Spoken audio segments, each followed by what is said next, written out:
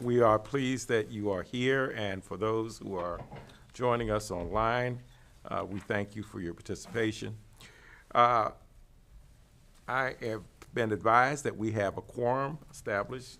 We have one member who is online, and so I will officially call the meeting to order. Our first item is the approval of our agenda, and I'd like to offer an amendment to the agenda, if I can get a second. And this is for the amendment, and that is to add a number 2 to old business, which is the final review of committee reports. Can I get a second to that amendment? Second. All those in favor, please signify by saying aye. Aye. Ayes have it. The motion carries. And now we will entertain the motion for the approval of the entire agenda. Motion to approve. Second. Properly moved and seconded. Any need for further discussion? There being none, all in favor, please signify by saying aye. Aye. The ayes have it. The motion will carry. And let us move into the first item, which is the work session for the final report. And Emily, you'll pull it up for us? You should have copies at your seat in case you find yourself strained visually.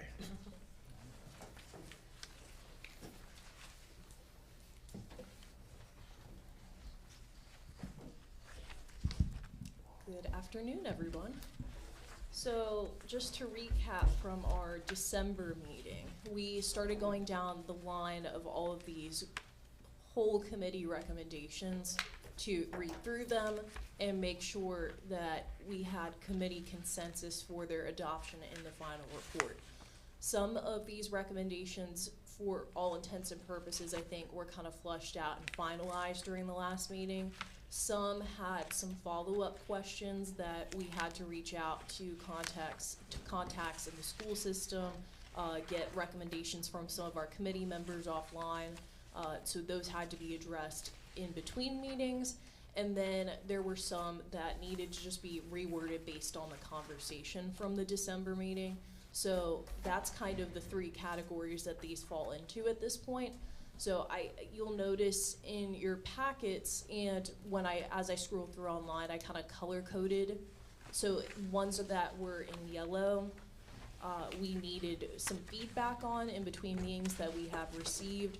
Ones that are in red are still recommendations that we need to talk about, and then ones that aren't highlighted at all were talked about last meeting, and they seem to be fine based on the conversation. So I think for time purposes, we can kind of glance over for now the ones that are not highlighted in any capacity, and we could just move on to maybe the recommendations that we had to get additional information for first, if that sounds good to the committee. Okay. Well, I think that which we've already got consensus on, we need to let lie. Yes. And move on to that which we needed additional information on, and make sure that we're satisfied with that. So could we go to the yellow? Yep. I actually would offer that we start, and maybe a lot of color coding has happened offline, so forgive me if some colors are wrong, but I would offer that we start with number 2, even though it's highlighted in red. Okay. This was the bullying prevention program recommendation, and at the last meeting, it was asked if we could ask Dr. Newsom and Calvert County Public Schools if they could provide information on current bullying prevention programs that are in place that exist as of right now. So this information was sent by Cecilia Lewis, and it is in the very back of your packets. One moment. It is the page in the back of your packets that says response to threat assessment procedures. So that's where the Cecilia pages start. And it is, I think, the 4th to last page where it says at the bottom, response to current bullying prevention programs, implementation status, and any ongoing or planned initiatives. Do you all see that? Okay, so I can read this out loud for the group, if you all would like, just for the record. Calvert County Public Schools bullying prevention and response practices align with the Maryland State Department of Education's policy and reporting requirements. Incidents are reported under the Safe Schools Reporting Act using the standardized bullying, harassment, and intimidation reporting form, and then she linked the form. Reports can be submitted by students, parents and guardians, staff, or bystanders for incidents occurring on school property, at school-sponsored events, on buses, or via electronic communication linked to school. School administrators are responsible for informing students, staff, parents, and guardians of the reporting form and may complete a form on the student's behalf if needed. School administrators are required to investigate promptly, notify a parent or guardian of both parties, and document findings using the incident investigation form. Investigations include interviews with the complainant, witnesses, and respondent, and interim protective measures are implemented. Documentation is submitted to and maintained by Student Services. Corrective actions and disciplinary responses, support, and required data are recorded and submitted annually to MSDE. MSDE requires the following data in a district level report at the end of the school year, and then it lists all the data that are required. And when it comes to bullying prevention efforts, CCPS is partnering with MSDE to extend access to the state's bullying prevention course for all staff. Student Services shares and promotes the monthly asynchronous 1-hour course to school administrators to encourage staff to participate. The course is designed to help educators better understand how to recognize and respond to bullying behaviors among students. Each participant who completes the course receives 2 hours of professional development points. Research has shown that the training of school and central office staff is a central element of any successful bullying prevention effort, and when teachers and staff are trained to identify, prevent, and respond to bullying behaviors, it can lead to a reduction of bullying allegations among students. It says that 51 CCPS staff completed this course, and there's an increased understanding and confidence in addressing bullying and harassment.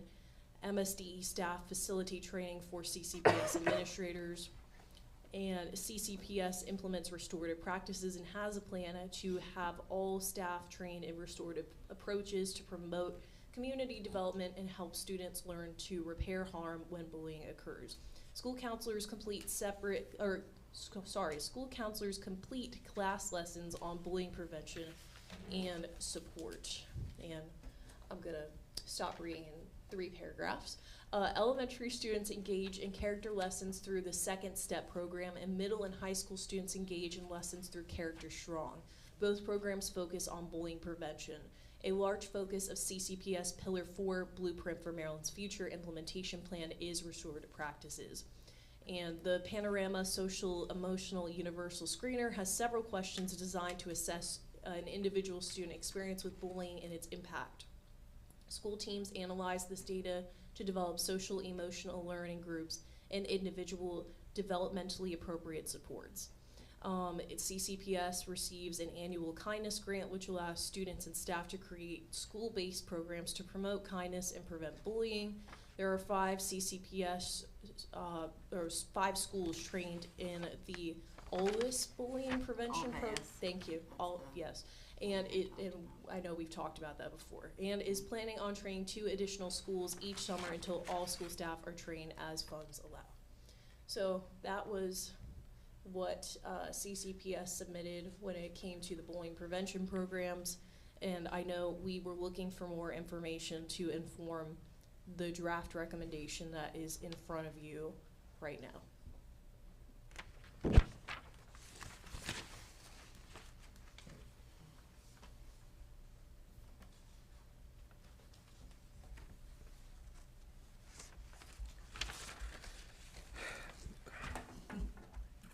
What are the 2 research-based programs they're using now?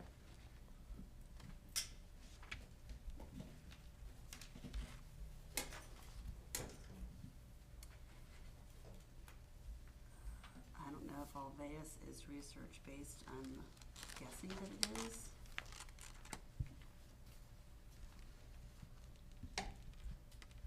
provides the, Restorative practice, is that, yeah, restorative practices, that's not really a program, No, it's though. not a program. just the practices? Yeah.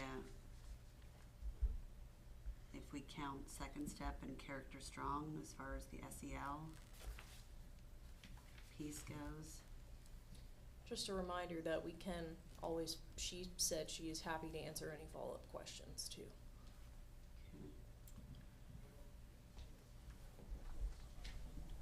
I'd just like to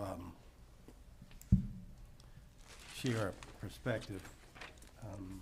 I know in schools that the issue of bullying has come up over the last 20 to 25 years, and it kind of goes in cycles. When there's significant bullying incidents, schools or school districts focus on these programs that support anti-bullying until the next crisis. And then the next crisis pulls them away from that focus onto other issues. And what I've been told is the focus has not really been on bullying in, I guess, recent years the way it has in the past. And so I think that this cycle is probably coming back around where there's more attention focused on it. And I believe that our leadership team understands that there's more that can be done to address bullying in our schools.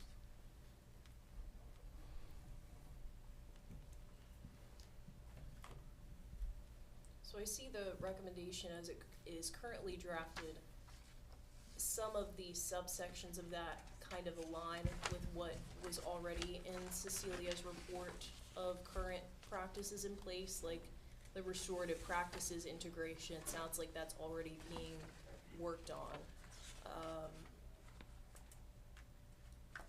The use of attendance, behavioral, and incident report data to monitor program effectiveness. I mean, the panorama data seems to be a big part of that. So it's just a matter of if there's anything that isn't in the program or what they already do that should be implemented. Well, Panorama is the social emotional screener that basically highlighted the problems that we had. Right. So the question that I have is Second Step and Character Strong. What are they, and what are they aimed at? I can talk about Second Step. It is a scripted program. It doesn't just, they're lessons that are to be done with fidelity. I don't necessarily know if it's daily, but it is an actual program that kind of gives you lessons and what to say. It's based around all things social and emotional. Mm-hmm. So bullying is part of it, but it's not the main focus of it. Mm-hmm. Is Second Step being implemented with fidelity? No. Is that the whole group activity? Their whole group, yeah. I can't speak to Character Strong, but I'm guessing it's something like that it's scripted, it provides lessons. There are, for Second Step, there is an online component that teachers can access, so they can get the lessons online versus, because it's literally a kit, like a box kit. And it's leveled by grade level, so every grade level has one specifically, you know, so it's geared, it's developmentally appropriate. The pacing and the curriculum is jam-packed. There is time carved out in schedules for it. I just don't think it's necessarily happening across the county in all schools, as we would love for it to be happening. All right, so it's not, your issue is prioritization. I guess my only response is that the committee has to decide whether or not the initiatives that are currently being used address what the committee's concern is. And the concern comes from the fact that 60+% of the children indicated they were bullied. Right. So that's not a little number. And it seems as if we're using a second step program, character education program. Now, who on earth funds a kindness grant? Where does that come from? That I don't know. I know we've had a kindness club, like our social worker. It says each Calvert County Public Schools receives an annual kindness grant, which allows students and staff to create school-based programs to promote kindness and prevent bullying. We are So looking into that. that seems to be a direct, intentional effort to, in every school, according to this report, to address bullying. What does that produce? What's the accountability piece? Yeah. What's the follow-up? Yeah. I would love to see documentation of what was purchased, but I do budgets, so like that's just So me. you have one at your school? Yes, we've had typically our guidance counselor was running it, and then she left, and then our social worker took it over. And she'll meet with, I don't know how she has it set up, but I know that the kids will say, can I go see Miss Berry for Kindness Club? And I have to remind them all the time, Miss Berry will come to you because she's very busy. She might be with the student. If she's having Kindness Club today, she'll come get you. So I know it's happening. What they do there, I don't know. What she's used the money for, I also don't know. I'm not sure. I think I saw something on this recently. I forget who funds this, but I think it's a grant of $1,000. Sounds right. And I think there's a pool of money that schools can apply for. I don't know that there's enough funding for every school to receive a grant. Okay. And we weren't able to find anything on a very preliminary search, but it's something that we could follow back up with student services on, if the committee would like. But it sounds like it's not a very large number of funds that would be distributed throughout the whole system.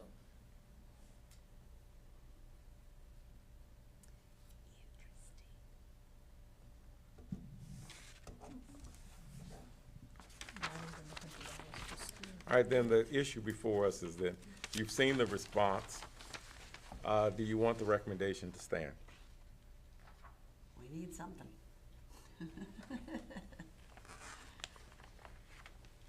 Yes. Okay. So the recommendation is that the system should implement district-wide evidence-based bullying prevention program with fidelity across all schools.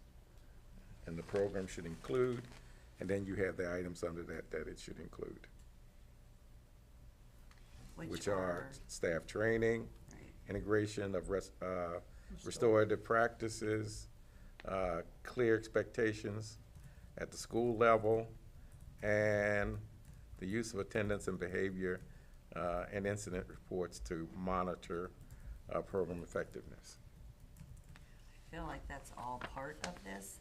When I see that number of 51 staff have completed this MSDE course, I mean, how many hundreds of staff members do we have? We have 51 people that have. I circled that because I was like, oh, well, Yeah. our staff don't even know maybe how to recognize it. I mean, we do the training every fall that's required. Okay. Based upon this response, then, is it consensus that the recommendation will stand? Anybody have an objection to it? All right, let's move to the next area, please.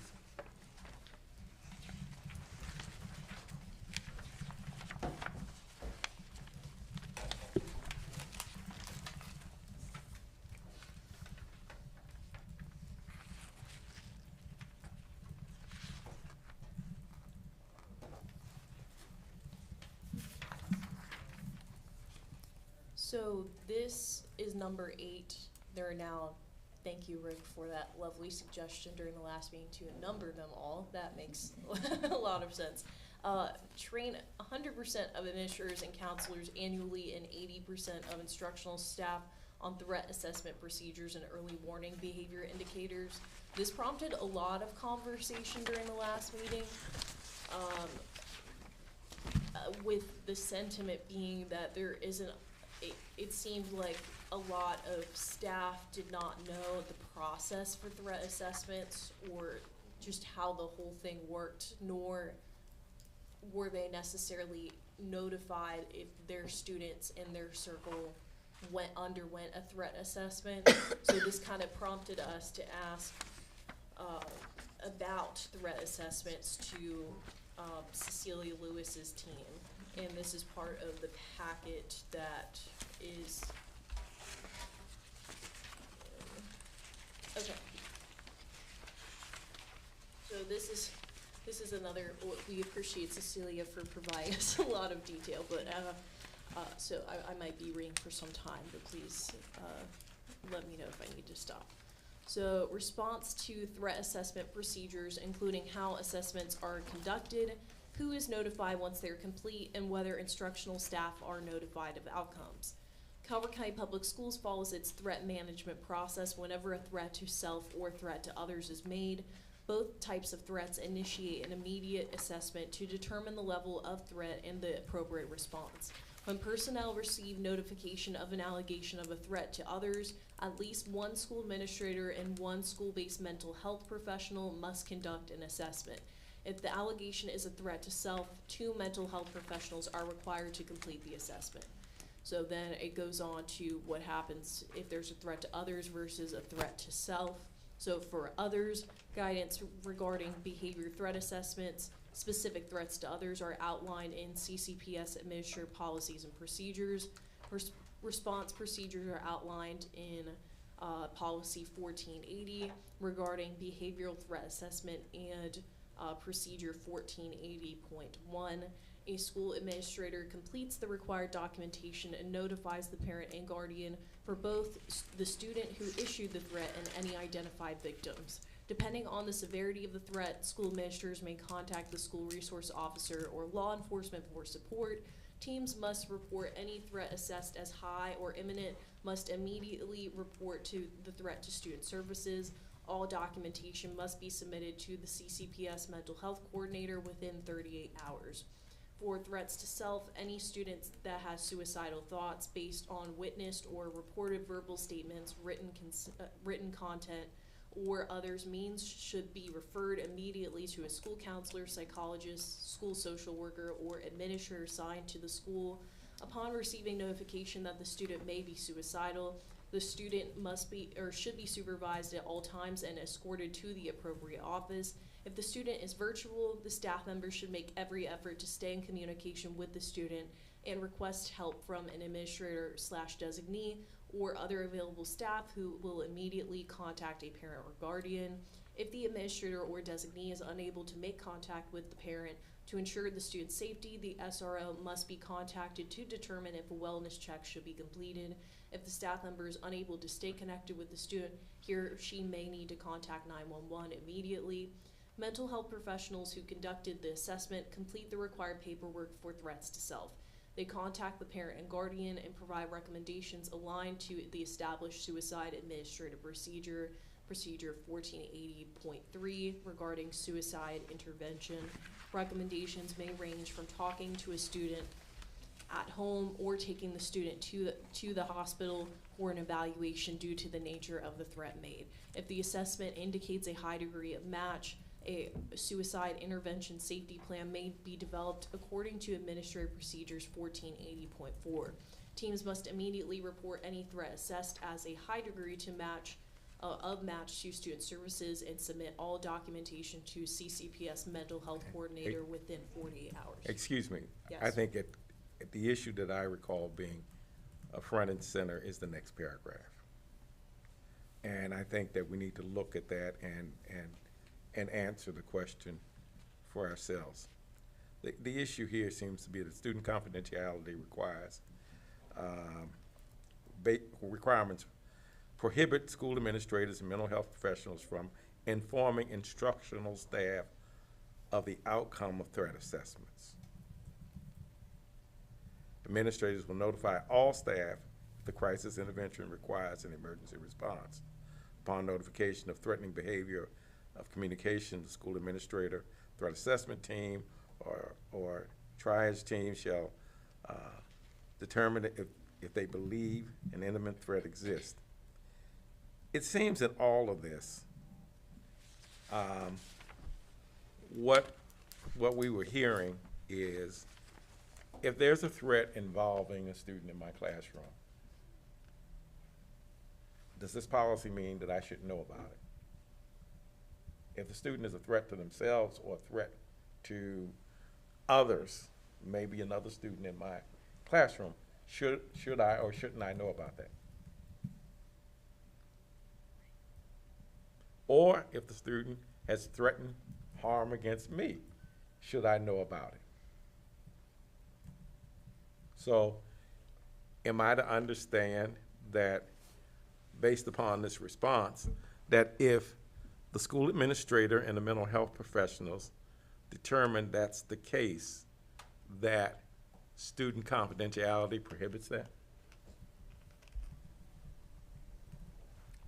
Seems I that will try to respond. I don't know if I have the answer you're looking for. I know our pupil services department has this, I guess, protocol edict that reporting on a as needs to know basis, if someone is part of that threat, then they need to know. A lot of these issues are mental health issues, and the same way we protect physical health and confidentiality, we have to do the same with mental health. Sure. And I believe sometimes that there could be some confusion by teachers with the contract that says if you report a discipline issue, then the contract says the administration has to notify the teacher, the reporting teacher, before the child returns to class. Now, there's a portal, and through a training last month, I realized that some people aren't quite sure of how to code the portal. And so I know our administrators have received some training. There's a code, and if the right code is not put there, then the teacher would not know to go to that place in the portal. And so they could be confusing what started out as a disciplinary issue that now goes into a threat or mental health issue. In that case, this policy kicks in on an as needs to know basis. Mhm. That's how I understand it. Okay. because we've gone to the electronic reporting system of incidences. Right.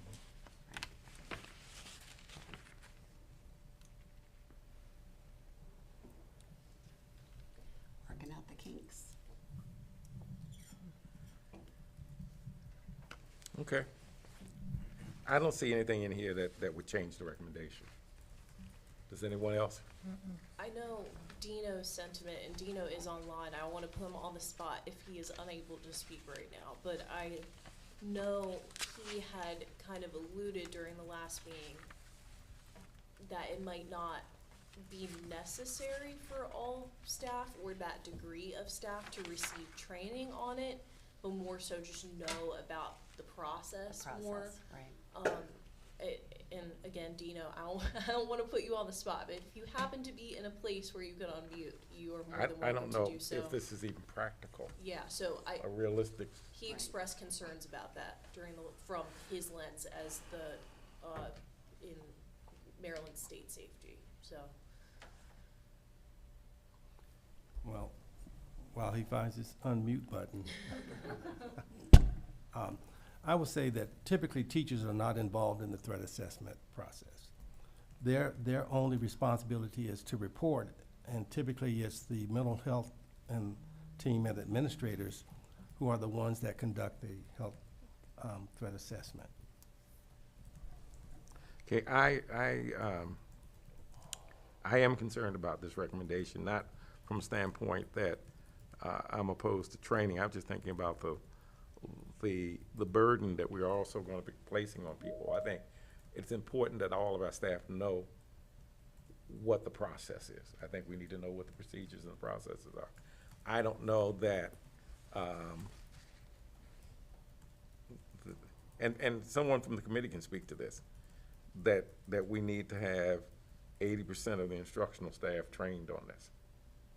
And I think about that in terms of not only the logistical aspects to that, but the utility of it afterwards. So what? If you've got a process that limits and is restricted to need to know and basically the confidentiality of the student that restricts who needs to know to start with. So what's the utility if 80% of the staff is engaged in this process? And what is our experience in terms of the relationship? What percentage of the staff would actually be engaged in this need-to-know process? So I think the recommendation needs to be restructured with more of an emphasis on awareness of the process rather than training the majority of instructional staff on, is that what I'm hearing based on the last conversation and this one? Yeah, I mean, I think that's the aspect that I would tend to deal with. We want to make recommendations that are realistic and have some sense of utility for someone down the road. If you create a recommendation that comes back and says, well, if every person had known whatever, yeah, if every person knew everything, then we'd be great. But I don't know. The real question is, how do we keep folks safe? Who needs to be informed to be able to act so that safety and the protection and well-being of all students, staff, et cetera, is maintained? I don't know that this burden produces the results that we want. Well, there's a second part to it. 80% of instructional staff on threat assessment procedures and early warning behavior indicators. That is a whole ball of wax right there. Yeah. Like that in and of itself that's a lot. That's like a whole training right there.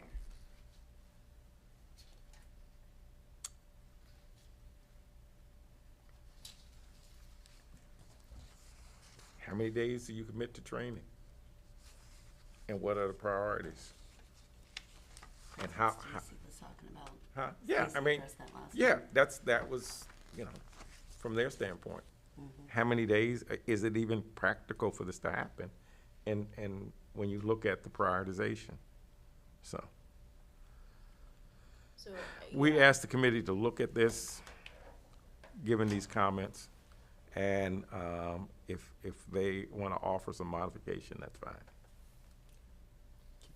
Can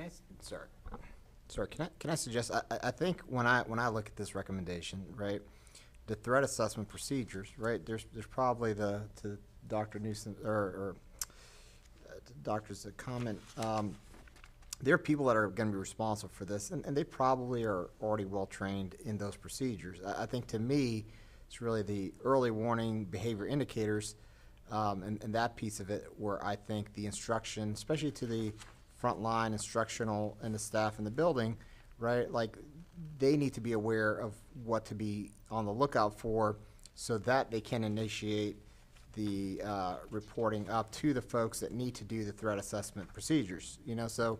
So you want to take it apart? I think taking it apart may make some sense, right? Because for Okay. the administrative staff, it may make some sense to have them trained on Yeah. threat assessments, right? But really, if you're a teacher in the classroom, you just need to know, what are you looking for? Because there may be things that that may be these indicators that aren't necessarily going to be obvious on their face, right? And aren't going to be the things that they are. It's not always going to be the kid with a whatever weapon in school or saying necessarily direct threats, but there may be other things, right, that go along with that sort of training. That may make some more sense to have more of the instructional staff maybe have a pared down sort of overview of that to give them the tools necessary to initiate those assessments where appropriate. And Okay. we have a section for training and staff support, and it's kind of addressed in 13. 13? I'm just briefly trying to look through that. I feel like that's where that would be. Yeah. In the Right. escalation, de-escalation, crisis intervention piece? Right. Yeah.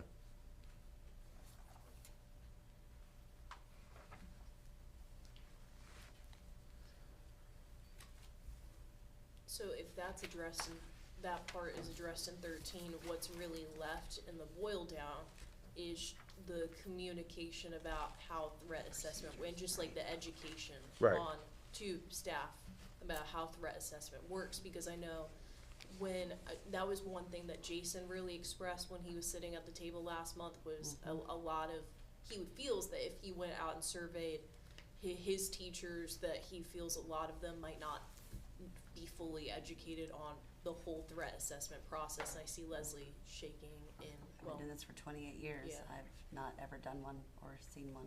okay. Yeah, and I do a lot of admin stuff, but I would not be called in.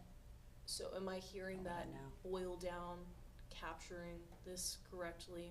If Rick, do you feel like if we're pulling them apart, the part about the early warning indicators are adequately addressed, do you feel in 13?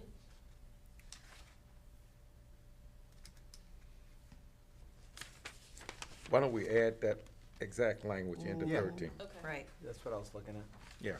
Why don't we add that language to it in addition to crisis intervention, but early warning, crisis intervention, the rest, and then pull it out of this, Yeah, this threat assessment protocol process, here we go. okay? Great, thank So you. just put it in the training piece. All right. So, sorry, so is all of bullet number 8 going away altogether, or are we keeping part of it? So, Administrators, piece, right? I think that the response would indicate that the administrators are already trained in this, right? So All I right. think if I'm So hearing I it don't think- correctly, it's the emphasis on educating staff on, Right. more on threat assessment. Which is what we do when we add this to 13. Yeah, so I think, yes.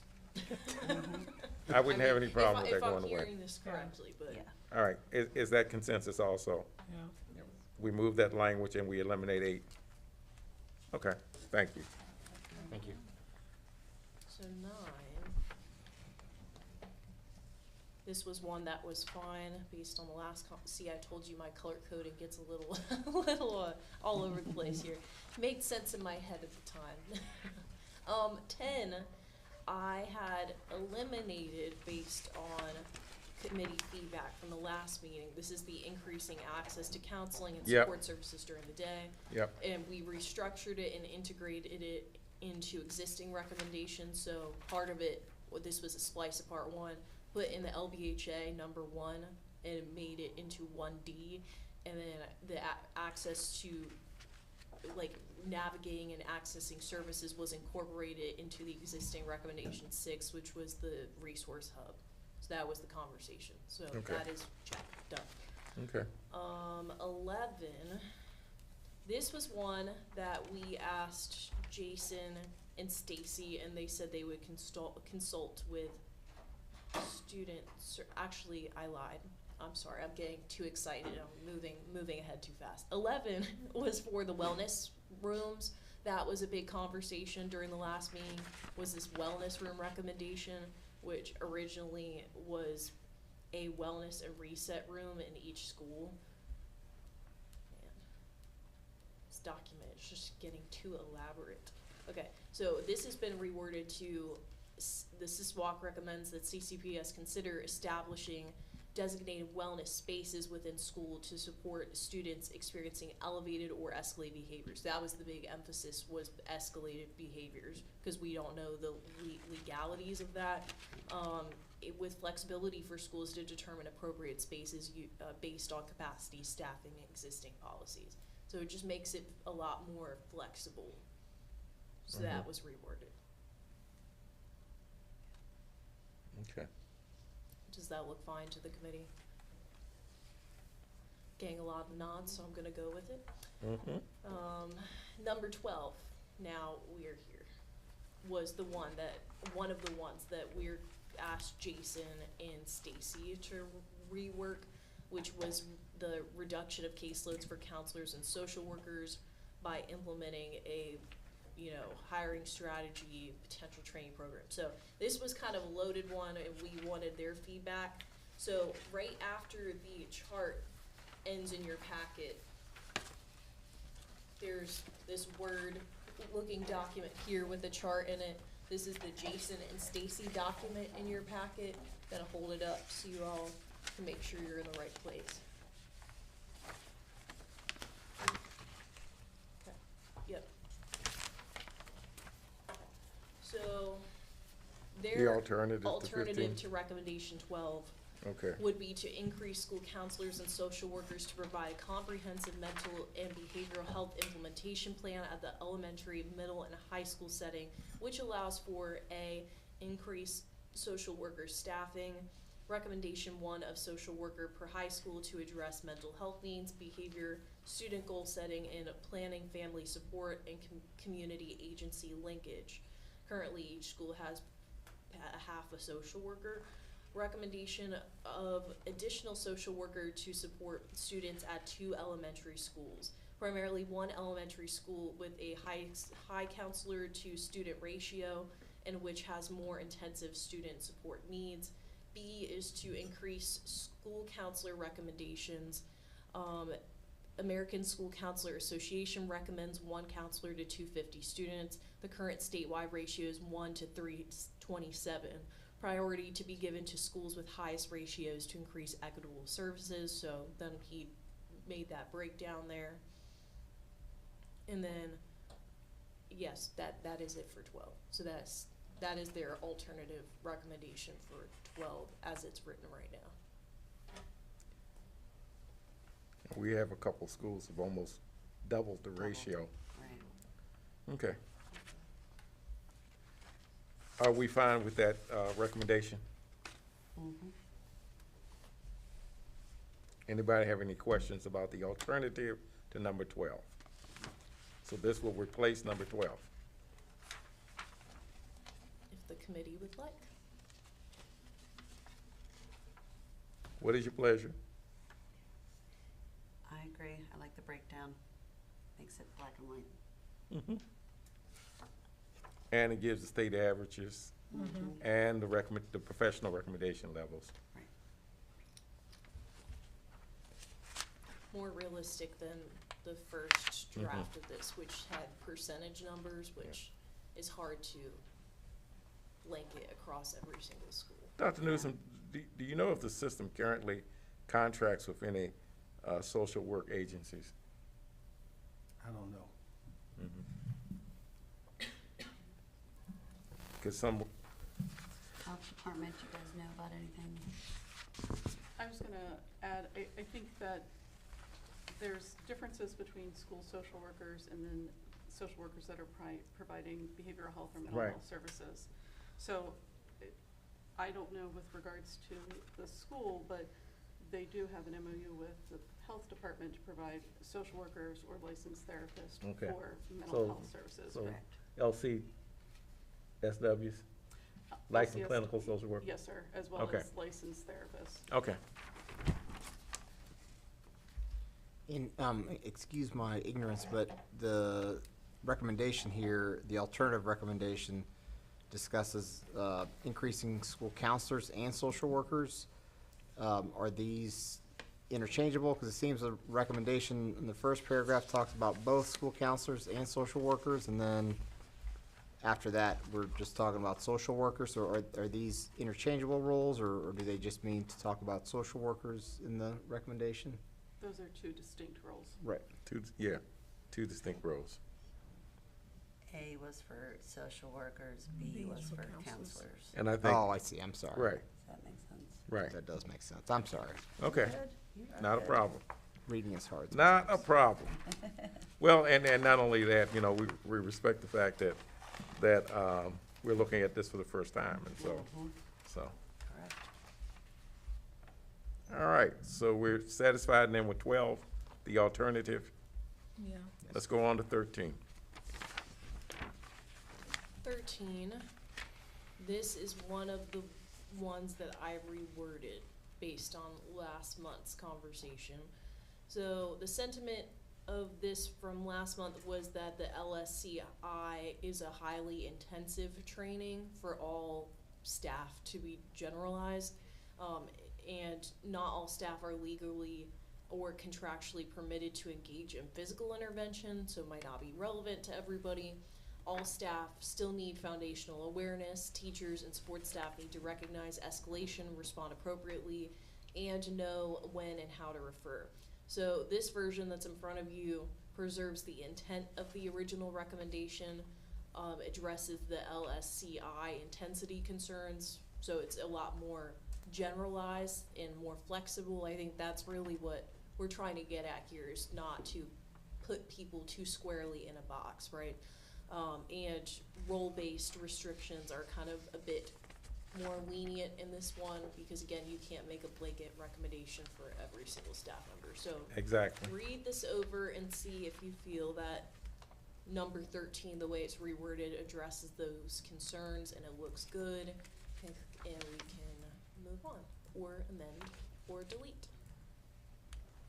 I think the key point for me here is that based upon whatever the existing policy is and who should be engaged in de-escalation activities, that is implemented universally. Other than that, I think the legality of such matters and the collective bargaining agreement would also impact who's engaged in this process.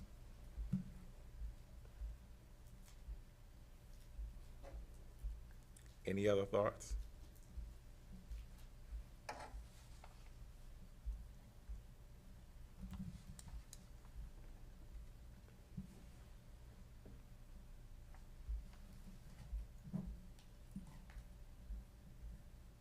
I like the ongoing refresher opportunities. Mm-hmm. That's why I think the training, the universal nature of the training with the opportunity to provide ongoing updates and refreshers, to me, is the strength of the recommendation.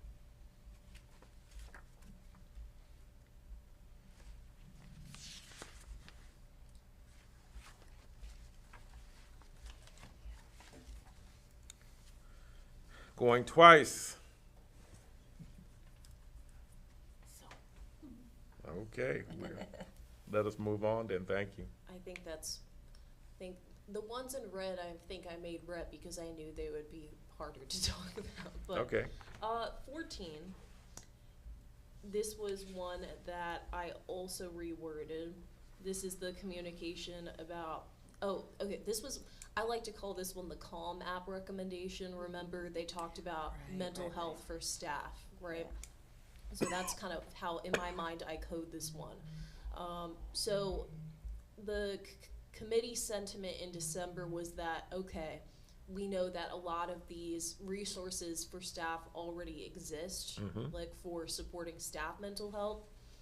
So this is just kind of rewording more of an emphasis on communicating the existing resources, and it puts more of an emphasis on, okay, because if somebody's reading this report, they could argue, why are we making a recommendation about staff mental health when this is the Student Safety and Wellness Committee? So try to make that justification in there. And yeah, just more of an emphasis on communicating existing resources. anybody have you had the opportunity to review the rewrite of 14? When we had this conversation, again, the whole question was really about making sure people were well informed about what resources were available to support them as they go through this process.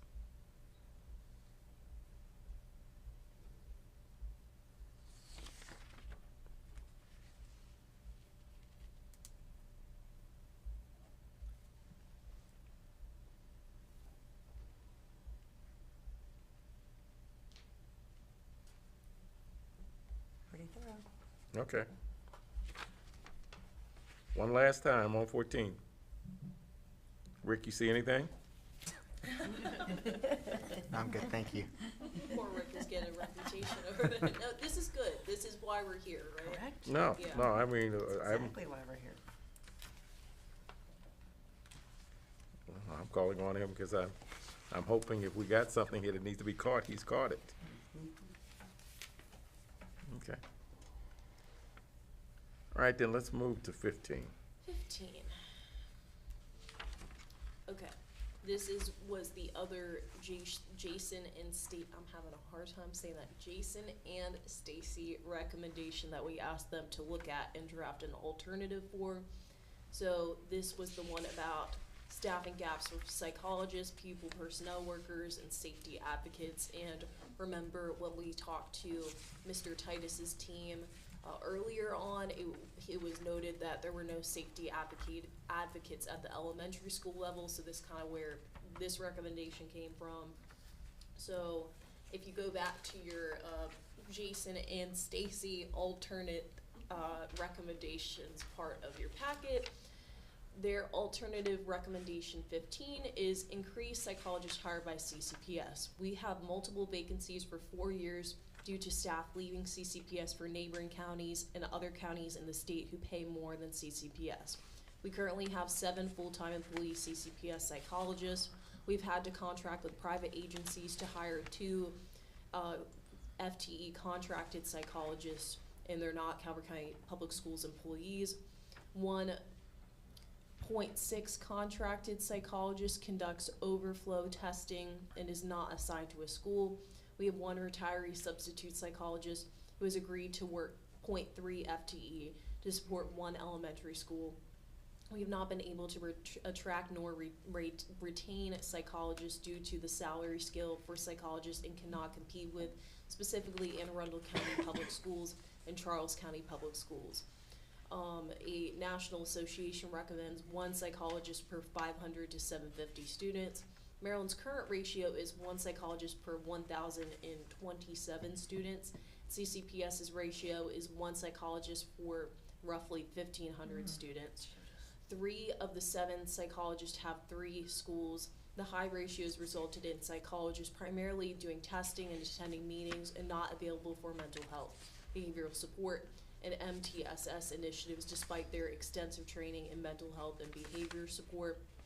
The ratio of school counselors and psychologists is not adequate to support the needs of students, specifically to meet the emotional and behavior needs of our students in elementary schools. And that was what was submitted by Jason and Stacy.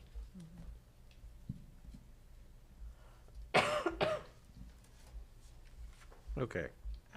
Does the recommendation address the problem?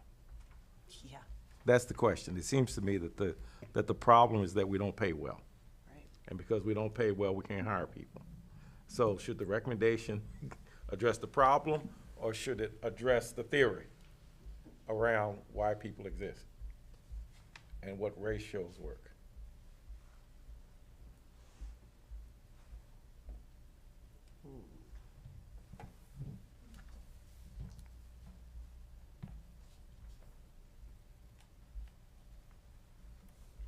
Well, if we address the staffing gaps, it takes care of the ratios. Yeah. Yeah, the ratios exist because we can't hire people. Right. All right, we can't hire people because we're not regionally competitive for this position. So I realize that there's a national crisis, and we all can point to the growing mental health need and the fact that there's a national shortage of people do so and so and so. But if these other folks are better at it than we are, then what makes them better at it than us? Now, according to what our colleagues say, it's because of how we pay or what we pay. So what is the recommendation? Dr. Newsom, are you aware of any study that, and again, I'm so sorry I feel like I'm the queen of putting people on the spot today, I'm so sorry. Are you potentially aware of any study that CCPS has done into neighboring jurisdictions and what makes their practices different and why their ratios, I don't know, just like what, the word study comes to mind, but. Yeah, I'm just reading the study. We at the end of November, the board approved a contract with Public Works to conduct an efficiency assessment of Calvert County schools.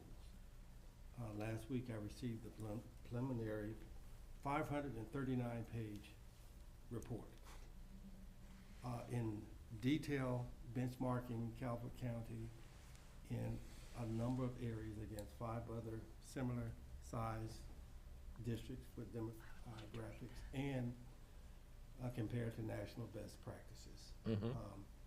So needless to say, I'm not finished reading the entire document. When I see this added on top of this, it's overwhelming. It will take years to implement all of these recommendations. But I will say that my preliminary review suggests that Calvert County is well-resourced compared to its counterparts. I mean, to take a 15,000 student district and try to compare it to a 100,000 student district is not a comparable. Correct. Now, if we're looking at the, competition for positions and so forth. But well-resourced, of the 5 cohort districts, for example, we probably have the smallest counselor-student ratio of any of the comparative districts. And so, and when we look at compensation in general, we're very competitive. Oh, in general, we know we're competitive. Yeah. So around this specific position, I can't say, but what I will say about this report is most of the data is either through surveying over 800 employees and face-to-face interviews with over 200 employees, and then empirical data sources. So I would just, not to challenge the compensation that you have been presented, I would just challenge us to make sure that that's resourced and documented. Yeah, I think that's, I guess my response to that would only be, I'm not surprised by anything that you said, but the other side to that is, did they talk to parents, and did they talk to parents with children who have mental health needs? And are we addressing them adequately? Because the other side to that is that the ability to respond to the need is really the issue, not the universal nature of our resourcing. This place has been very intentional for over 40 years of trying to make sure that these schools are resourced well. The question that this issue of wellness is really addressing is, A, just as you spoke to this issue of maybe bullying has spikes, ebbs and flows, and there are other crises that come along that have ebbs and flows that really deal with larger society as a whole. This mental health issue has consistently, in terms of our ability to even meet our own staff goals. If I can just clarify. The last time you reported to us, we had 40% of the psychologists that we budgeted hired. Yeah, so if I can clarify the report that I just referenced, their purpose was completely different from the purpose of this committee. Yeah, Their purpose was to assess the efficiency of 8 departments in central office to determine if they are adequately supporting schools. And so it was not a focus on what's happening in schools, it's what are we doing to support what's happening in schools. And so you are correct. The purpose of this committee is quite different, and the questions that you're asking, for the most part, are not answered in this right, report. right. And as I said, I'm not generally surprised by what you've offered as the preface to this, to your findings, or the findings of this group that you hired. What I'm saying is this: somebody down the street here decided that we needed X number of psychologists, and we haven't been able to hire that number. What this committee is really concerned about is, if you think you need whatever that number is, let's call it 20.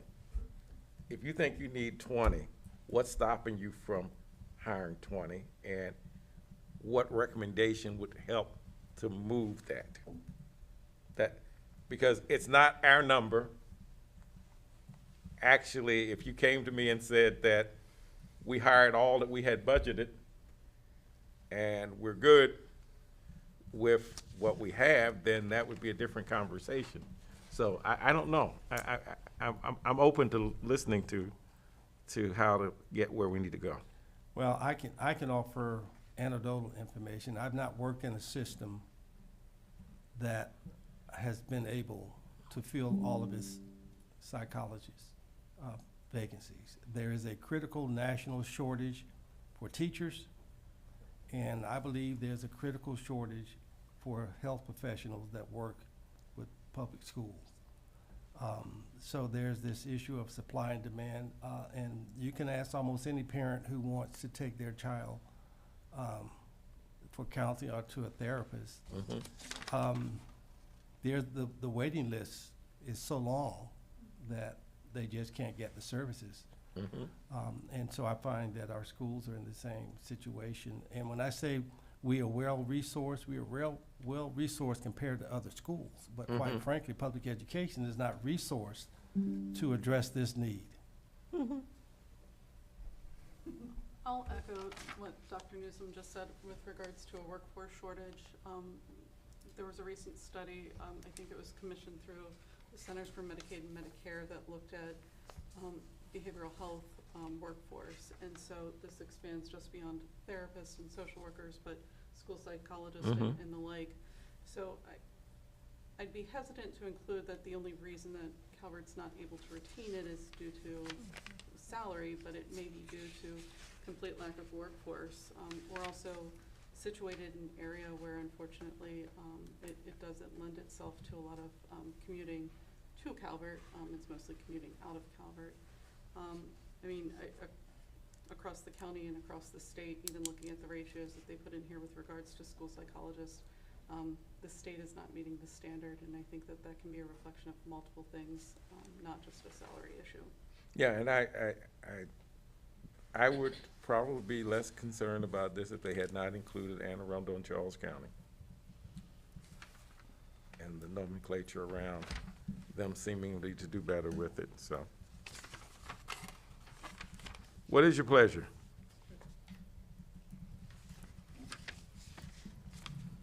We know why red is highlighted in red, because Yeah. these are the really tough ones to work Yeah. out. I mean, we could recommend it all day. So, Is it gonna happen? I don't know. Well, I was gonna save this for later, but I'll just interject it now.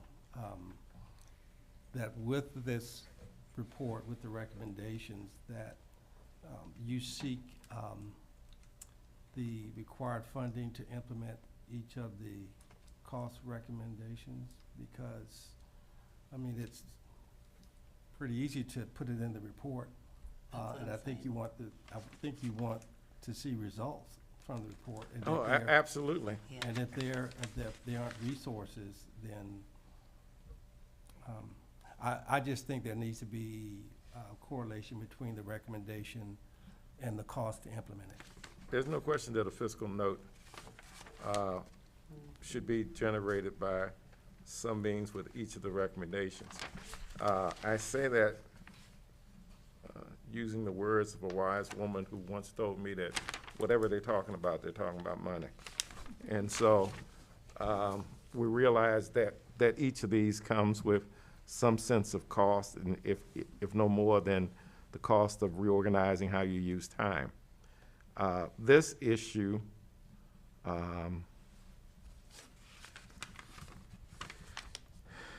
is one that everyone is acknowledging is a gap. And again, I go back to my prior statement. If we were able to fill what you budgeted right now, it would be a different conversation. And yet you're using alternative strategies to try to meet the need. So if you think, and I heard my colleagues say that this is really about a workforce shortage as opposed to a pay for performance or pay for, or pay to gain access to the workforce. Is that what I heard you say? I think it may be a combination of both of those issues, not them individually, but Okay. a combination of both. Okay, all right, that's fine. What is the committee's pleasure? So as I read it, the alternative recommendation, while I find this information compelling, you know, I think that, I don't think that's what the recommendation in 15 actually is Exactly. recommending. Exactly. It's recommending, right, that the CCPS take a look and reevaluate, looking at per pupil ratio and consider addressing. I mean, I would actually add the language in to try to work to close such gaps where appropriate. So I think that that's a more appropriate recommendation to Dr. Newsom's point. You know, it's clear from looking at all of our recommendations, I think these are all great. But I think there's gonna be a lot of difficult decisions that both the school board and the commissioners are gonna have to do to implement some or many of these recommendations. So I don't think we wanna add undue pressure, right? And I don't think that we will. I mean, Right. these are recommendations. What people do with them is a whole different Correct. ballgame. The question is, having been presented with what we've been presented with, what is a logical response? I tend to agree with you that the nomenclature that is redlined for us, well, not even redlined, but red, currently draws us closer to what seems to be practical, which is a reassessment of resources, and with particular emphasis on trying, and I think it should be trying to reevaluate. Well, it does say that, doesn't it? Doesn't address, to address staffing gaps identified in psychologists. Okay. The I per wanna- pupil. All right. Reiterate too that this was one that we had very much glanced over during the last meeting because of time constraints when we were looking at it. So that was part of the reason that Jason said, well, we'll look at this too. Yeah. So that, just to bring that context back. I think I'm more in line with what 15 says. The original one, Yes. yeah. Any other thoughts? So the way 15 presents now, so we're not including any additional language like Rick just asserted, work to close such gaps where appropriate. That was the phrase Rick had just recommended adding. Are we adding that, or are we keeping it the way it's presented? Just want to make sure I'm clear. Rick, what does that add to it? well, you know, in my mind, right, the recommendation is essentially recommendation and evaluation utilizing this per pupil ratio, consider expanding. So this is more of a, I guess a call to action, I'd suppose, where, you know, to take some action to address some of the identified issues. All right, so your nomenclature is then to respond appropriately. Okay, I see what you're saying. Okay. Do you have wording for that, Emily?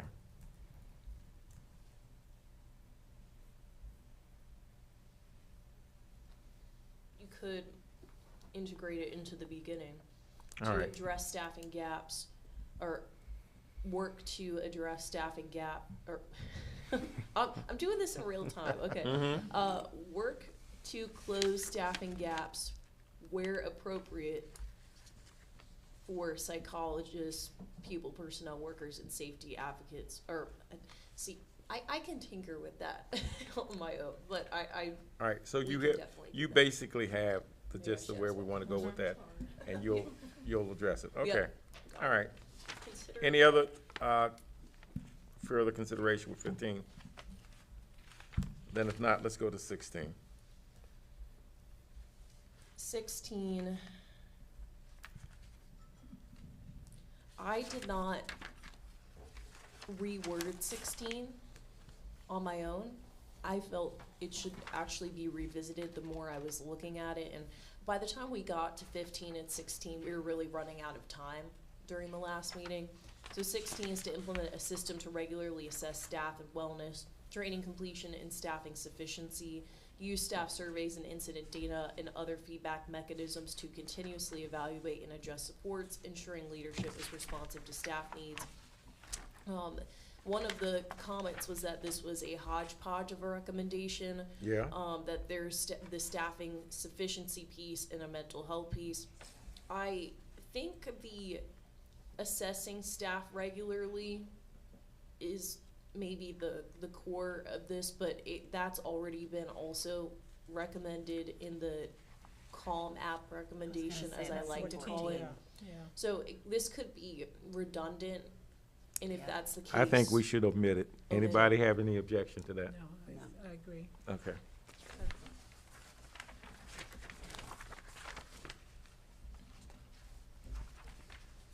And at the bottom, there was a recommendation to strengthen youth mentoring and partnerships. It was recommended that we integrate this into the resource hub recommendation, which is up here somewhere.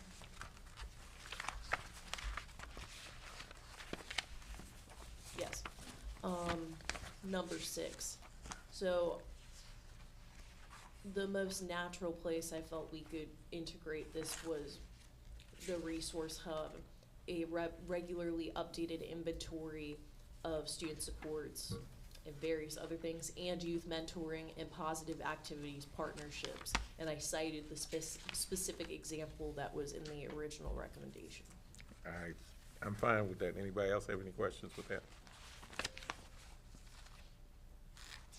Okay.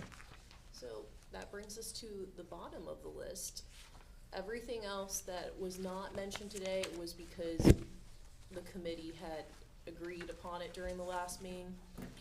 If we have a 5 more minutes of time, I can show you a draft that our communications team put together of what visually the report might look like, just to get any feedback from the committee on the visuals of the report. Can I ask one thing real quick? Yes. Just because I know my subcommittee, excuse me, our big pieces were bullying and attendance. But I see the response from attendance, but I don't see it yet anywhere addressed in the final report. So I just want to make sure that we have that piece addressed, just because when we looked at data, there were very specific subgroups that made up the majority of our truant students or chronically absent students. Yeah, and particularly our minority students on free and reduced lunch Correct.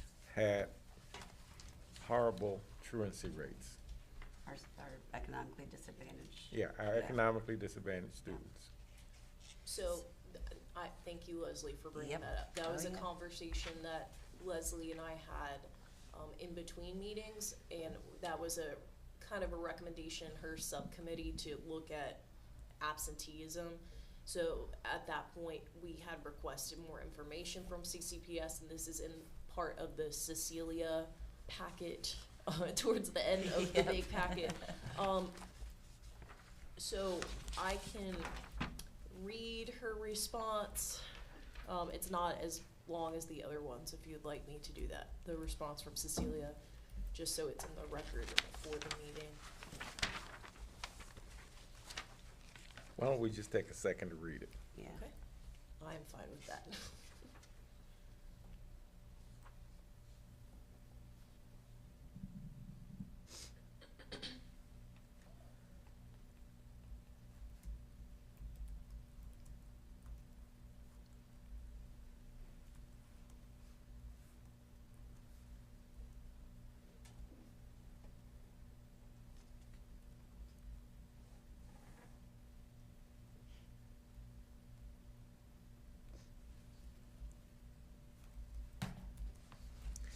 Okay.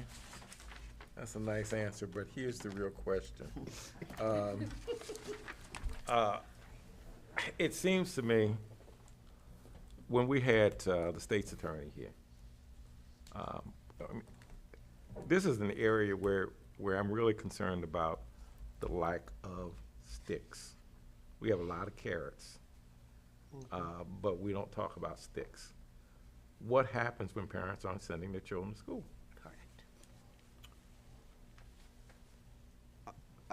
I may be able to answer that a little bit. I did work as a prosecutor in this county. I did prosecute parents for this. I'm in court often when these things happen. I know historically in Calvert County, the state's attorney's office has been hesitant to go after parents for a good reason. You know, I don't think they want to be throwing parents in jail. However, sometimes it gets to a point, and they do have a process. They've had a process for a long time, essentially baby steps to try to nudge the parents with the goal of always nudging the parents to send the kids into school. And, you know, sometimes you find that the parents are trying their best to get their kids to school, and the child just, you know, there's no control in them. But there are, in fact, parents that go to jail for not sending their kids to school. That is something that happens. Not very often. I know they try not to do that, but they do have a step, right? So I think first there's a letter. I know that the pupil personnel worker will go out and try to talk to the parents and try to give them whatever resources they can to get the child back into school. Sometimes they will get them into the hospital learning program that the school system has, so that the child, if they're sick or something like that, that's why they're in school, they can get education at home. Then once they get into court, you know, they'll start working out something that's called a STET agreement. A STET is essentially an agreement that, you know, you're going to follow through your portion of the agreement, which usually is going to be send your child to school, ensure that they arrive on time, and then the state agrees not to prosecute. Then if the parent doesn't, you know, sends the child to school, nothing else happens in a case. Then if the child continues to miss school, then the state's attorney will look at pulling the case off the STET docket and pursuing it. At first, it may be, you know, trying to secure a plea or a finding of guilt, not seeking jail time at first, and then trying to seek as a violation of probation to jail the parents at that point. So there is like a multi-step process with an eye towards getting the parents to bring their child voluntarily or getting them to school at any rate. I don't know if that answers your question. Leslie, what do you think? I believe there's a policy in the code of conduct that looks at attendance. I believe one of my recommendations was initially to make attendance part of their grade, but I believe there's already something in, and they're looking at report cards in the grading system right now, actually. But that I just feel like there needs to be accountability somewhere. This attendance is part of our Maryland report card. So when you look at a school online through MD report card, attendance is a very big factor that gives you your final score. So schools that, and I happen to be at a school where attendance is, I believe, the worst elementary school in the county. So in my mind, it's, I need my kids to be at school so they can learn. And we're struggling with trying to make it happen. So I was just trying to think of creative ways. Attendance Works is a great website. Right now, the tiered system that's mentioned here, it's not implemented the same throughout the county at all the schools. At my school, teachers are held responsible for making phone calls when a student misses 3 days in a row or more. Not all schools have teachers doing that. So there's an extra burden on the teachers where I'm at to take care of that, where in other schools it's the PPW that's doing that. So I was asking, I wanted to get a feel for what all the schools were doing, where are you at in implementing the tiers, and is it being implemented the same from school to school? Because if it's not, why?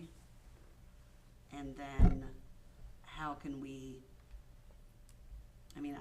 building relationships, we do a great job with that. Parents are not sending their kids to school. And I read about it on Facebook all of the time. And it's a constant battle. And they're either on one side or the other.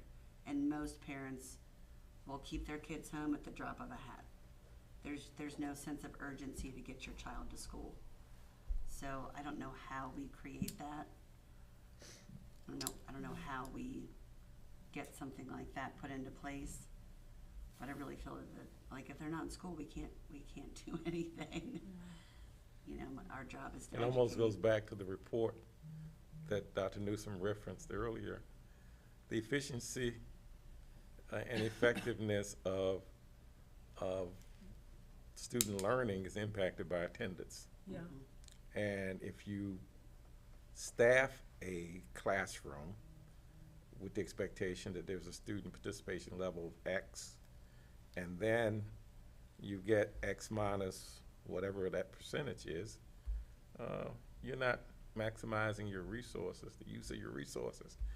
So the public's paying for a function that's not taking place, and then the public pays on the back end when that function doesn't take place. Because if you're not well educated, you're not going to be well employed. You're going to have other issues that research is proving that comes with this. And so I think we, not to mention what amounts to intergenerational poverty and what that gives us. Correct. So It's a cycle that I would love to figure out how to break. Yeah. I think attendance is a very big piece of, at least my subcommittee, has thought about and talked about. Because if they're not there, we literally can't. And in my case, it's not the child's fault that they don't show up to school. Right. Most times, it's the parent. yeah, So that's why when you said, reducing, impacting their grades, that's not gonna be a motivator. Right. no, No, not at all. Right. no. Yeah, I was gonna share that I remember some years ago when I was in another district, we actually reached out to a couple of our legislators, because you talked about accountability, and there's a circle of accountability, but there's a breach in the circle when it comes to parents. Mm-hmm. And the legislators here in this state that I've talked to have said that there is no, I guess there is no real effort to legislate parent behavior. Mm-hmm. And as long as that is the mindset, then we'll never reach the goal that we are striving for. As a whole, our district does very well with attendance, but, you know, if you're in one of these pockets that's not doing well, that doesn't do you any good. No, and that's the issue. The issue is that, you know, and quite honestly, while people used to cringe when we would say it, we tried very hard to redistrict and district schools in this jurisdiction such that we didn't create massive pockets of poverty. From a standpoint of realizing that if we could create a balance, we could create a different kind of school environment. And I think we've done that. And it's been pretty consistent now in our town centers where we allow different affordability levels for housing and the rest of the places. Our schools reflect that as well. And, you know, and so I know even at my church, you got 2 schools that we are currently helping kids who can't pay for lunch. And so in the midst of all of this, and that we don't mind doing because they're coming to school. So they're coming to school, and lunch is not a prohibitor, and in fact, we don't mind sharing resources for folks who are making the effort. My problem is that if you don't make the effort, we have to have some different measure for parental accountability. I mean, and it's just, I look at it even as a grandparent, and I know you're a grandparent as well, Dr. Newsom, but, yeah, my grandsons have limits on how long they can be on their screens, and the phone cuts off because they have parental controls on it. And so the bottom line is that there has to be some level of responsibility if you want to produce citizens who are going to be contributors in society. And it's gotten worse since COVID. Yes. Yeah, well, if I hear one more COVID excuse, I'm just gonna roll over and lay down Route 4 or something. I mean,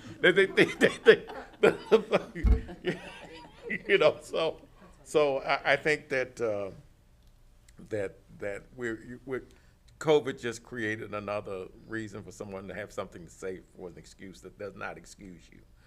And I remind folks that every explanation does not explain, and not every excuse excuses the behavior, and so it's something else to say. Well, what's happened is there was a different mindset that was created once kids were allowed to stay home. Mm-hmm. And I don't blame that to be the reason, but there's just a decline in student enrollment across the state. It's very acute here in this county. And we know that there are a number of reasons, but that mindset is part of the attendance issue that's gotten worse. People not wanting to go back into the office, was part of that. But I mean, there are real issues about our, not just attendance, but our decline. Birth rates we seem to see a real issue there, and perhaps immigration to some degree, not as acute here as some of our surrounding counties, but all of these issues seem to have come together at the same time to create some of the issues. But the bottom line is we can't solve this issue of chronic absenteeism without parents being involved and being more Right. accountable. Can we reach out to the state's attorney's office and ask them if they, in a perfect world, what they would suggest as a recommendation? Well, it's an interesting point. Perhaps the people that we should reach out to is the state legislators and ask for the formation of a statewide task force to study parent accountability in relationship to absenteeism. I don't know what you do with that, but the fact of the matter is that unless you name it, no one else is, it just goes unnoticed. But it is a parental accountability issue, and it's costing the state millions of dollars of resources that are designated for children. And then on the back end, when the little fella doesn't do well and he can't support himself or she can't support herself, and then there are other things that come into play, we still pay for it. And I may be old school, but the greatest, in my mind, still the greatest equator in this nation is public education. The access, the universal access to learning and opportunity. And see, beyond opportunity, I don't know what anybody else owes you. And so that's a country board's position on this. I just think that when the opportunity is presented, there's a responsibility to take advantage of it. Could we get our county commissioners to put a task force together? This is bigger than us. This is statewide, I know. It's bigger than us. 11,000. Can we get a state, I'm just thinking, I- can we does somebody know somebody that's a state legislator that could be like, oh yeah, let's get this passed? I I don't would know, just it's say- such a big, I would just say to the well-positioned legislators that I've talked to over the years, they aren't going to step out to hold parents accountable in a way that perhaps some might suggest. And there are a number of reasons that I won't go into. Right. I'm just thinking that's why if we just focus on our county. Well, I know the biggest reason. The biggest reason is that if you're deemed irresponsible, then the state has the burden of taking care of the child. That's the biggest reason. It's, you know, having worked years in the District of Columbia and watching them play with foster care, which the state of Maryland doesn't win awards for either. I understand why we get silent on parental accountability, but there is a price. There is a price. So. The state also just entered a legislative session just last week. So it could be worth looking at. I think filing new bills ends sometime in the next week or two. So it could be worth looking at what legislation is being introduced this year at the state level and if any of them happen to intersect with this topic. Yeah, be a good start. And it's a nationwide issue. You know, this isn't just Calvert or Maryland. It's Oh, no, and I think, Yeah. you know, there was a news report a couple of days ago on this whole issue of the percentage of students who are withdrawing from school. You know, they're just not sending them. They're going to be home taught. They're going to be taught some other kind of way, and da-da-da-da-da. But Yes, I we'll read see that. what that price. But you know, Yes. as a parent, for the last 5 years, what I've been told by the people at the school is if your kid has the sniffles, keep them home because we don't want to spread anything. So I feel like, you know, changing the law and punishing parents is going to be a harder lift. An easier lift is just like stop telling parents that, right? Because I'm not a doctor. I you know, my kid tells me they feel sick. I believe them. Do I keep? I mean, I don't know, you know. But I think that reinforcing to keep kids home is probably then, you know, for a certain subset. Like my kids are going to go to school, you know, unless they're really sick, right? But like other parents, the bar may be lower, and the school is encouraging them to. Is encouraging that. In fact, during Christmas time, right, we were told, hey, don't send your kids in with sniffle. Nobody wants to get sick over Christmas, which I understand the sentiment, but you know, it also sends mixed messages to the parents. That's maybe an easier lift. Well, I would say most of the recommendations schools follow comes through the CDC and our local health Health department. department, yeah. Yes, they do. Yeah, so I mean, we had a point there right before Christmas when the flu was jumping everywhere, so. Yeah. And I can understand that kind of thing, but, you know, we didn't have a flu crisis in September, and we had these kids not there in September, and they weren't there in October either, so, okay, well, we need to think about that, and perhaps we'll It's just, a big one. yeah. I think it's more about the tiered system that was created. Are people actually using the tiers and the steps within it? Are all schools following that? What does it look like in the schools? Because I can tell you that it's not the same everywhere. Some teachers are being asked to do more work than other schools are. And I just think that I would like to know what all the other schools are doing. But that's what I was gonna ask. I know that some schools have incentives for attendance. Yep, we do all of those things. You do? Yep. I told you, you get plenty of carrots, you just don't have any sticks. Yep, Yeah. yeah, I know, and I know the state also looked at BIS, all of it. holding parents accountable for juvenile crimes, and they backed away from that. Oh, sure. Yeah, so, Sure. you know, they're never gonna, compare that to attendance, you know. yeah. No, because, you know, to use, what was her name? I'm trying to think of the young lady's name. She was an advocate for foster care for years. She was yeah. she was an attorney, well, actually, she was a law professor in Baltimore at the law school in Baltimore, but her response was always the state is a horrible parent. And that's a driving force behind a lot of why we can't get traction. Yeah, so just, and we're back. I would say just recommending that the tiered system that was put into place is being implemented Right. countywide the same.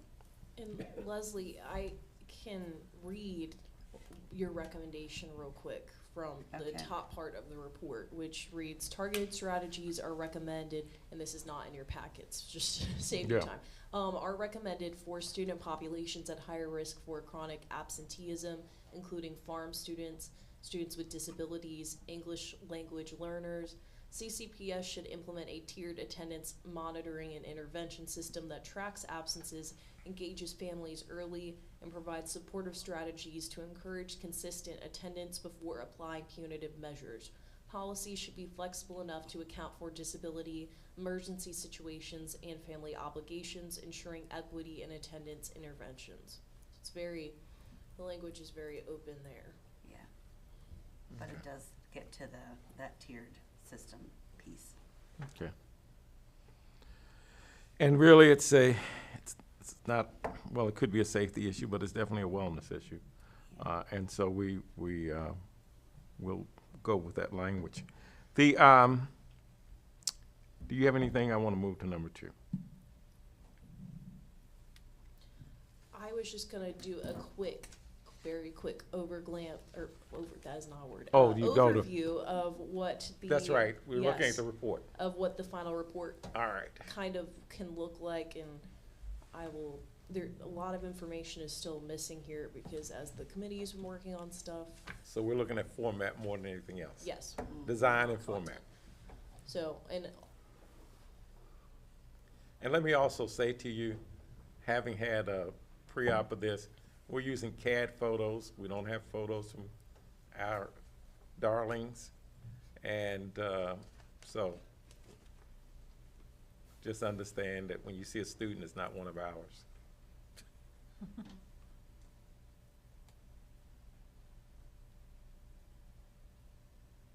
sorry, it's a little bit small. I can room print and print copies next time.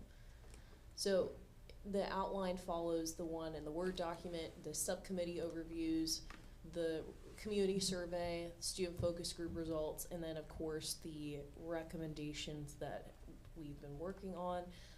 I'm gonna have them take out headshots for all the subcommittee chairs just because I think if it pleases the committee, it's a lot of logistical coordinating. Yeah. Yeah. Yeah, if we wait for that, we'll get a report in July. Or a year for, I'll save my funny comments for after the meeting. Okay, so results from recommendations from community survey, just putting some actual data visuals there. Student focus group results. And then this is where the recommendation part starts to kick in. Mm-hmm. I think we're gonna have to adjust the labels because we've moved a lot of the recommendations around, so I think just adjusting the labels to match what is actually on the document would be helpful.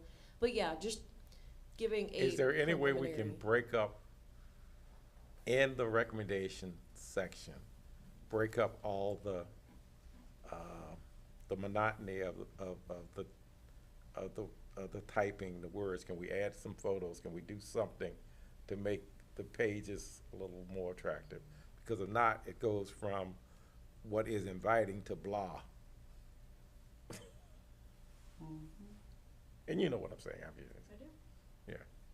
It's not a criticism, it's just the reality of a person who's read 3,000 of these. So,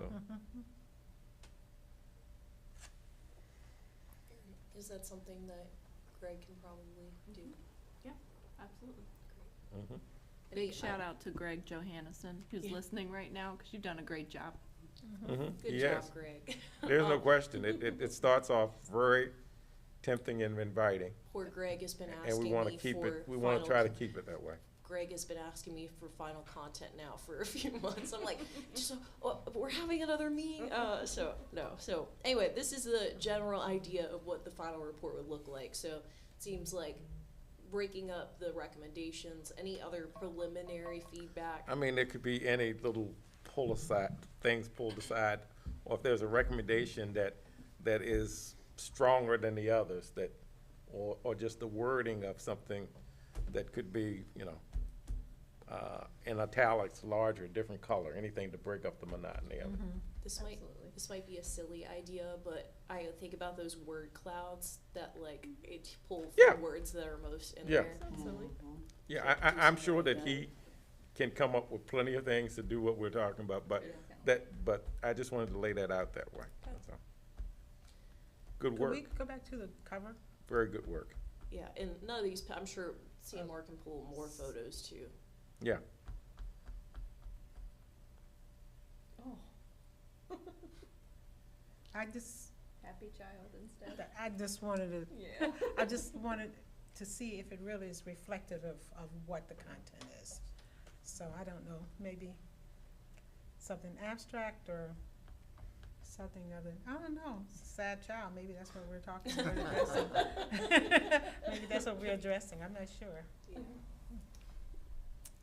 Yeah, I agree. I mean, the goal is for them to be safe and to have good well-being, and, She doesn't look like it. I don't know what happened to her that day. but let me just say, I don't know if this would be in the report, but I would want to share with you what I would consider the next steps after this is published, would be for the staff to review all of the recommendations. And we put them in 3 categories. One, we fully accept and plan to implement the recommendation as presented. 2, we accept the recommendation with modifications. Or 3, we deem the recommendations not feasible to implement. Yeah, that's fine. That's certainly an operational prerogative. Look, as long as there isn't a category that says we already do that. Because if that category comes up too many times, then they need to go back and look at what they gave us, because we didn't create these by ourselves. And Dr. Newsom, we can coordinate on a potential, how to best get these recommendations to the commissioners and to the Board of Education as well. Whether that be a joint meeting, separate meetings, we will figure out those logistics too, but that presentation will need to be had as well to deliver the final report. Okay, so we're gonna find a happy child to put on the front cover and we'll be all right. I think right. that one brings attention that she's really sad, why? Okay. Is that it? All right, I asked for an item number 2 is because of, I'm trying to get us to the finish line and also understand the impact on time. The other thing that has happened is consistent since October is that attendance has repeatedly declined. And so what I would like to suggest to you is that the next meeting, we will really be looking at the final reports and the gaps that we have in subcommittee reports. And that be done virtually. With the hope of trying to increase participation and engagement. And then we will be about the business of determining what happens with the final report. Are we in agreement with that? Yes. Yes. Okay. I think we might get a little better attendance virtually, and then we can move forward. Will we still be sticking with the 3rd Wednesday at 2 Third p.m. Wednesday time? at 2 o'clock. Yeah. 3rd Wednesday at 2 o'clock, and hopefully we will have that one agenda item and we can move. Okay? All right. Public comment. Do we have anyone who'd like to share publicly, online or present? If you are joining us online and wish to leave public comment, you have the ability to unmute. So you may unmute your microphone now to leave public comment. 2 minutes for individuals, 5 minutes for a designated representative of an organization.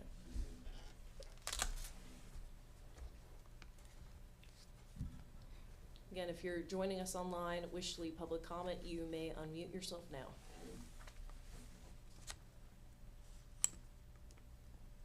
No public comment online. Public comment yes, okay. Just wanted to make sure. No public comment, Mr. Chair. All right. That said, I'll entertain a motion to adjourn. Motion to I adjourn. second. Any need for discussion? All in favor? Aye. Aye. All right, we are adjourned. Susan Levitan, that was her name. Susan Levitan.